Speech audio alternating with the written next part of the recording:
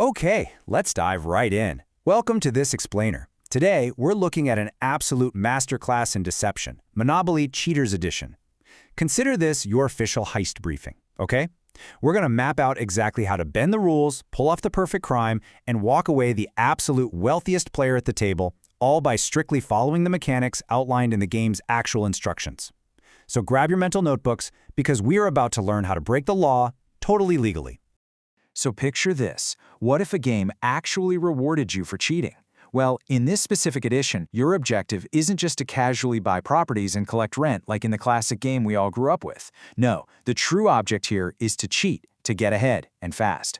You are actively trying to pull fast ones on your friends, while simultaneously keeping a hawk eye out to catch them in the act. Your grand scheme? Collect the most properties and money by the time the game ends, finishing with the most cash once all the properties are scooped up and everyone makes that final chaotic dash to go. To fund your new criminal enterprise, every player needs some starting capital. You kick off the game with exactly $1,500. And hey, precision really matters here. This starting cash has to be divided perfectly. You get 2 500s, 4 100s, 150, 120, and 3 10s. That is your seed money. Don't lose count, because honestly, this is the very last time your money's going to be safe. But here's where the setup gets incredibly sneaky. You literally cannot stack your cash neatly. The rules explicitly state that players must keep all their money spread out in front of them on the table. No single, tidy stacks allowed whatsoever. It's such a brilliant design choice because it forces this chaotic visual field, which makes sleight of hand and skimming from each other just a little bit easier. Oh, and the rest of the game's money? It doesn't sit with some dedicated, trustworthy banker. It just stays right there in the central bank tray, totally ripe for the picking. With your cash scattered all over the place, it's time to rig the board. The setup really builds the foundation for all the deception. First up, toss all the hotels into the bank tray, except for one. You're going to put that single free hotel directly on Connecticut Avenue. Whoever eventually buys that property gets that hotel entirely for free. Pretty sweet deal. Next, you shuffle your community chest and chance decks and place them face down. Then, you shuffle the special cheat cards, leave the deck in the bank tray, and deal 5 of them face up right into the center of the board. Finally, everyone rolls the dice. The highest roller doesn't just get to go first. They physically take possession of the bank tray and the dice to kick off the madness. Now, let's get one thing straight. We need to define what a cheat actually is in this universe. You can't just make up your own creative ways to steal. The game is super specific about this. All other forms of cheating outside of the official cards are strictly prohibited. You can only cheat by executing the exact actions listed on those 5 face-up cheat cards sitting in the center of the board. To actually pull these off, you are fully encouraged to use distractions, intense bluffing, and absolute sleight of hand. So here is the exact anatomy of a successful heist. Step 1. You secretly perform the action listed on one of those face-up cheat cards. And get this, you can do this on your turn or even on someone else's turn. Step 2. Well, this is the hardest part. It's the waiting game. You have to wait until the next player rolls the dice. That roll is your finish line. If nobody catches you before those dice tumble, you're in the clear. Step 3. You proudly announce to the whole table that you succeeded, brag about how you did it, flip that cheat card over, and collect the juicy reward listed on the back. After that, the card goes to the bottom of the deck, and a fresh one replaces it on the board. But what happens if you get a little sloppy? If you think someone is pulling a fast one, you have to literally call out "cheater" and explain exactly how they cheated, and you have to do it before that next player rolls the dice. If the accused player is guilty, boom, they're busted, and they have to take the penalty listed on the back of that cheat card. But beware the false accusation. If you accuse someone and they can actually prove they're innocent, you, the accuser, must pay the falsely accused player $100 out of your own pocket. Consider it a quick defamation lawsuit. And if it's a tense standoff where innocence can't be definitively proven either way, the rest of the table acts as a jury, listens to the arguments, and just votes on who deserves the penalty.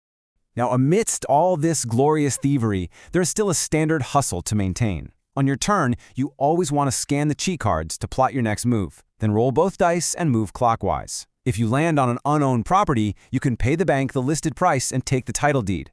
If you don't want it, or maybe you're a bit broke, it immediately goes to a public auction starting at just $10. Standard rolling rules still apply too. Doubles get you an extra turn, but if you roll doubles 3 times in a row, you're going straight to jail and your turn ends instantly. Once you finish all your normal actions, you pass the dice and the tray to the next player. And remember, your turn is only officially over once they roll. And that specific timing rule? It introduces a massive literal game changer. If you land on a property that someone else owns, they absolutely must ask you for rent. If they do, you pay up. But if the property owner is distracted, like maybe they're trying to secretly plot a cheat, and they totally forget to ask you for rent before the next player rolls those dice, you are entirely off the hook. You don't have to pay them a single dime. So, pro tip, keep quiet and pass those dice quickly. Even the most familiar corners of the board have some fun new twists. First off, railroads are completely off the market. They are not for sale. If you land on one, you just advance your token to the next railroad space, and your turn ends. Easy. Free parking isn't just a dead space anymore. Landing there actually lets you draw either a chance or a community chest card. And of course, landing on or passing go still nets you a very cool $200 from the bank. One critical thing to remember about those chance and community chest cards, though, you can only hold one of each in your hand at any given time. If you draw a new one, you either have to play it immediately or discard one to the bottom of the deck. Okay, now for literally my favorite physical mechanic in the entire game. If you land on Go to Jail, you do not pass go, and you certainly don't collect your $200. You move your token straight to the jail space. But then, you actually get shackled. You have to physically snap a plastic handcuff onto your wrist and place its base securely underneath the game board near your seat. You are quite literally locked to the game. And this perfectly illustrates the game's amazing take on incarceration. First of all, there's a bumping rule. There can only be one player in jail at a time. So if you get sent to the clink and someone is already wearing the handcuff, they are immediately released to the just visiting spot, and you take the cuff. But don't stress, being in jail doesn't shut down your criminal empire. Even while you're locked up, sure, your turn is skipped for moving, but you can still collect rent. You can bid on auctions, buy hotels, trade with people, and most importantly, you can still catch cheaters and commit cheats yourself. The only real restriction is that you can't play chance or community chest cards unless they happen to be get-out-of-jail-free cards. So, how do you actually orchestrate a jailbreak? Well, you've got a few options. At the start of your turn, you can play it straight. Pay $50 to the bank, then roll and move normally. You can use a get-out-of-jail-free card. You can attempt to roll doubles. If you hit them, you move that many spaces and your turn is done.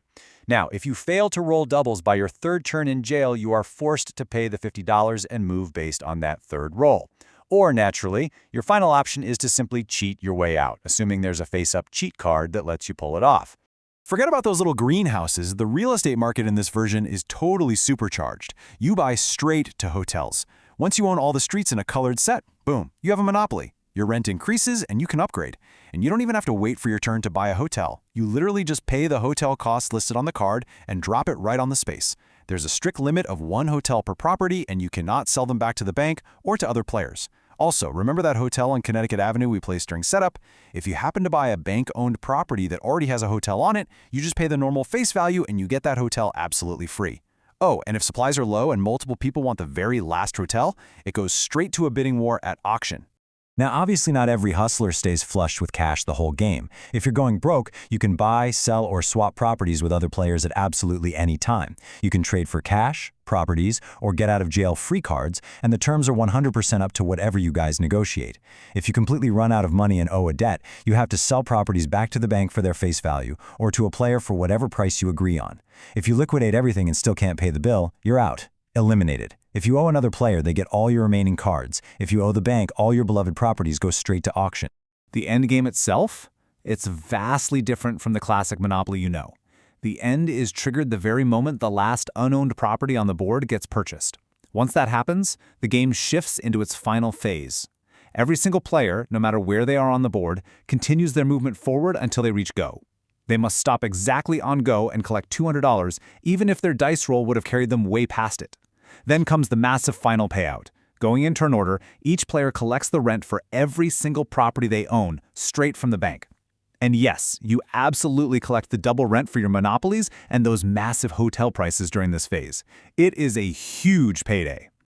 After the dust completely settles and the bank has paid out everyone's rent, it's time for the final accounting. Everyone tallies up their massive stacks of cash, and it's incredibly simple. The player holding the most money at the end of this payout phase is declared the ultimate winner. So there you go, your comprehensive guide to mastering the mechanics of deception. You know how to set up the perfect heist, how to manipulate the properties, and how to execute the ultimate payout. The board is set, the rules are explicitly meant to be broken, and the only question left to ask yourself is, who are you going to betray first? Thanks so much for joining me on this explainer. Now get out there and play dirty.